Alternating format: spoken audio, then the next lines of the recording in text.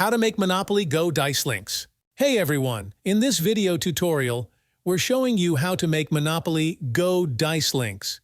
Dice links allow you to play Monopoly Go in real-time multiplayer mode.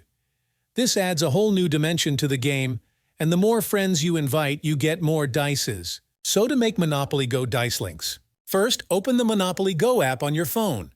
Make sure you're logged into your account. Look towards the bottom right corner of your screen. You should see a few icons there. Look for the one that says Friends and tap on it. Here you'll see three sections: Add Friends, Timeline, and Leaderboard. We want Add Friends, so tap on that and then select Invite.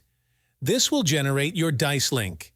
You can copy this link and share it with your friends however you like. Text message, social media, carrier pigeon.